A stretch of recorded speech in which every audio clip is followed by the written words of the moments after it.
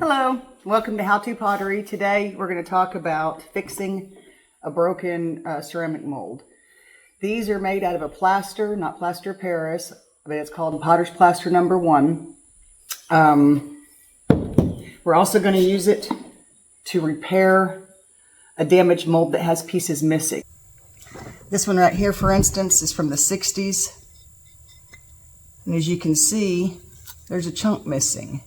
So I'm going to show you how we're going to glue this back together and then repair that so it can be used. You can't buy this mold anymore. It's been out of production for probably 30 years. But it's the bottom to a really cool clock. Then I make a really creepy clock out of it. And so I want to get, as much use out of it as I can. This is the one we're going to start with. Start by washing it, making sure everything's clean, debris-free. The two things that we're going to use today to fix these is going to be Elmer's glue, and you have to get this brand. I guess there's something in it that it likes. The other thing is just wood glue. Now, you don't have to have Elmer's. This is just what I had on hand. It's an old bottle, and I just wanted to show you how it works. Both of these are pretty good. In my opinion, the wood glue works better, and that's because it's not really water soluble once it gets dry. This, because the mold is really overworked, it could be good, or it could, not. My favorite thing to use, and what I've used it for years and years and years, is Mold. And it's kind of like, it reminds me of a watered down Elmer's glue. Works instantly. It's just absolutely awesome. You don't even need to keep things banded afterwards. But it looks like they quit making it. I can't find it anywhere. After the move happened and I broke several of my molds, I couldn't find my little bottle of it. I still can't, and I've gone through almost every box. So I went online to go buy some, and I can't find it anywhere. So on this one right here, we're going to start with the process. Make sure everything's clean. Make sure it fits. This right here is part of a lid. So we've got some chips missing here and here. That's not going to matter for this one. Now, when we start looking at this one, this has to be repaired because it's on the inside and it will be a mess. This right here, not so much. I mean, we could if we wanted to, but that right there will never see clay. Okay, so the first thing we're going to do is we're going to get a band that we know is going to fit. You can use a rubber band or you can use one of these, which are what I prefer. I do not buy those big Pottery rubber bands. They're a waste of money. They don't last very long. I just threw a bunch of them away that I got for free that a lady had. And yeah, they were all dry rotted. As soon as you tried to put them on, they would snap and break. So this is what this is going to look like when it's done. But let's glue it first. On this one, we're going to use the wood glue. If I can open it. Let me get some tools. I'll be right back.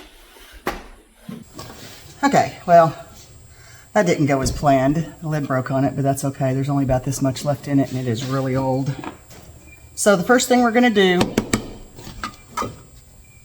is we're going to pour a little bit on a plate. We're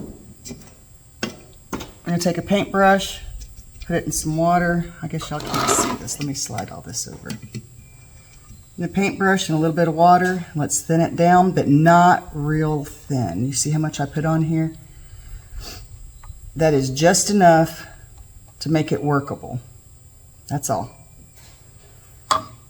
And then we're going to put it on both sides. Now this is a little tiny bit damp because of us cleaning it. Remember with the wet sponge in the beginning? And if yours is not damp and it was already clean, go ahead and dampen it a little bit. So we're going to make sure that we put this on both sides. Be really careful and don't get it where the clay goes, because even a little tiny bit is going to block it and you'll have to remove it. Do we have it on all sides? Almost.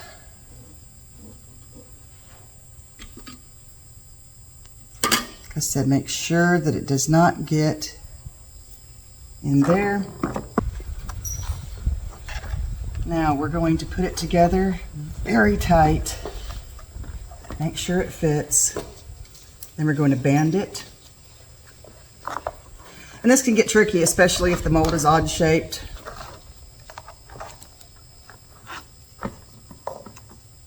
Lift it up.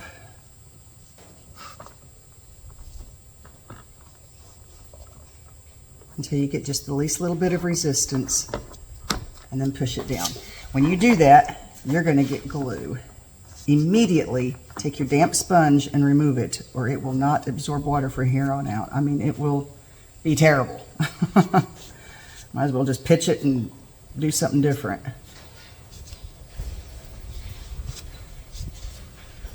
Okay. This is our first one. Now, to let this dry, being there is no more glue, very important, we're going to put it on the mold that it fits. There we go. And we're going to leave this to dry several days. Now, it's going to be up to you if you take this band off again. I would take the band off and try it, and if it doesn't look like it's going to hold, this band may have to stay on here forever. So then what you're going to do is you're just going to trim this tail off and leave it. Or you can make a copy of it. So this will hold this long enough to make a copy if what you're using belongs to you. I'm going to stress that. I'm not over here trying to tell everybody to break the law. Okay, now you've got your bigger ones. These don't see much water. This has already been fixed once. And this was fixed with Mindamold, which is really, really good stuff. But, you know, you use these over and over and over again, they're still going to have some problems. So on this one, we're going to use the regular Elmer's, just because it doesn't get used very often, for one. And for two, when you pour the liquid into this mold, it usually only comes up to about here anyway. It's just not going to be an issue. So we're going to do the same thing with the regular Elmer's glue. Make sure it's Elmer's. Make sure it's Elmer's. That we did with the wood glue. And then we're going to band it, and we're going to set it aside to dry, and then I'm going to show you how to glue and repair one using Potter's plaster.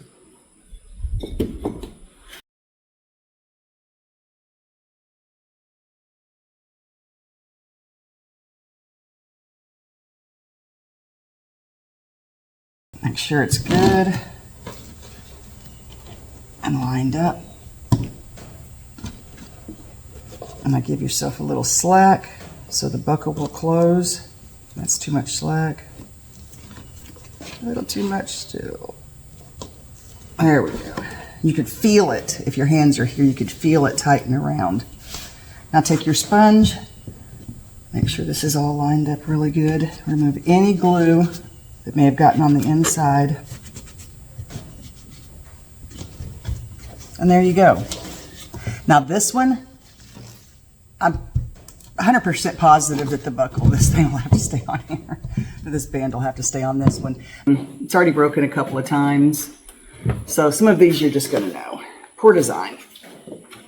It should have been about that thick instead of that thick. I did not make this one. Just full disclosure on that one. Now let's talk about this. This mold is from the 60s. It has been used, overused, and abused. I'm just not done with it yet. So we're going to clean it. We're going to clean it in here. We're going to glue it together, bind it, and then I'm going to show you how to fix this divot, because as you can see, there's a pretty good chunk missing. See right here? There's a pretty good chunk. And to do that, like I said before, we're going to use the Potter's plaster number 1.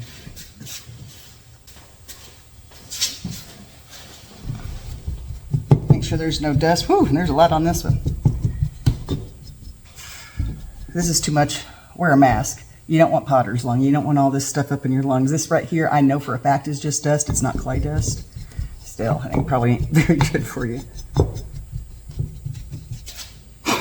So, make sure all this is cleaned off.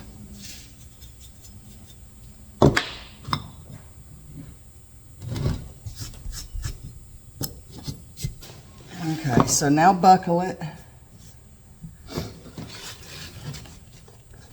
Remember, put the buckle where it's not going to be on the joint. It's a little too loose. Remember, you do not want to wrench this down. If you do, you're going to pop your mold. So, do it a little tiny bit at a time until it does that. So if you have to take your whole hand and press it down on there to pop this thing into place. Too much. Okay, so next step is we're going to make sure that the seam is clean. No glue, no water, standing water anyway. No debris of any kind, including pieces of the sponge. Now we're going to mix up some potter's plaster. To do that, you're going to need just a small amount. Use distilled, oh, that's way too much. Use distilled water. So you want to start with your water first, then you want to add your plaster to it. And you add it a little bit at a time. This plaster is already pretty old. I need to make molds with it immediately or I'm going to have to dump it. That's still too much water. It takes a tiny little bit. And you want to add it slowly. You do not want to just dump it in there. Now we're getting a good consistency. It's looking like cake batter now. If I was going to make a mold, I would want it like this. But being as we're going to repair one, we want it thicker than that. And you don't have much setup time, so you do have to work fast. Once this stuff starts getting hot, that's it. You're done. You have to start over. Okay, but do you see how thick this is now? It's more of a paste. That's more like we want it. Maybe a little bit thicker. Just because I'm going to be mounding it. And if you make it too thick, you're going to lose your strength. Everything is a balancing act, really. Okay, that looks good. That looks really good. Now,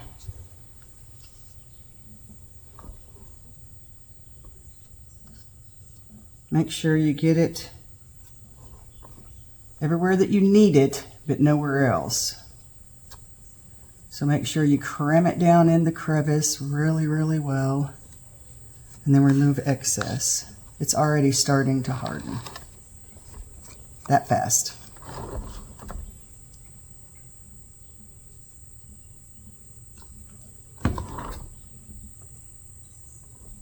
Some gloves might be handy. And I do wear them sometimes. Okay. And that's going to be good. Now we're going to take our sponge and we're going to smooth it out. Now we do not want this drying too fast. So I'm going to wet this sponge. I'm going to wet the area around it just a little bit, not much, just a little tiny bit. Yeah, you saw what I just did. That's the pluses of being in a warehouse. Okay, you see this? Can you see it? Yeah, right here. This is where we just repaired. Now we're going to let this dry, probably for around 30 days. I know that seems like a lot, but that's what we need it to. So we're going to let this dry around 30 days and then it'll be ready to use. Now I'm going to do a video about making molds and making molds of molds. Now that's going to be chock full of information. I'm not only going to show you how to use the Pottery Plaster #1 to do this, I'm going to show you how to use 2 more different kinds of silicones and another kind of rubber to make a mother mold or master mold or whatever you want to call it. And they last a very, very, very long time. So you can make a mold of your mold and then you can make 100 other molds. I use the word mold a lot, but you know, there it is. Don't let this be a dying art. There's only so much sublimation in mugs that, you know, that the world can handle. So try this new art. It's not very expensive. You do need to purchase a small little kiln or a used kiln or what have you. But that is your main expense. And then after that, it's up to you what you do. So hang around, like and follow and subscribe and all of that depending on where you're seeing this video. And I'm going to show you, the next video I'm going to do is how to make Christmas decorations for the Christmas tree, Halloween decorations if you have a Halloween tree. And I'm going to be doing a review on air dry clays. So if you don't have a kiln and you want to get started right away, you're going to want to see that review. I'm going to review 3 different kinds, the good, the bad, the ugly. And that will give you a little more information so you can decide what you want to do. And thanks for watching, and I'll see you next time.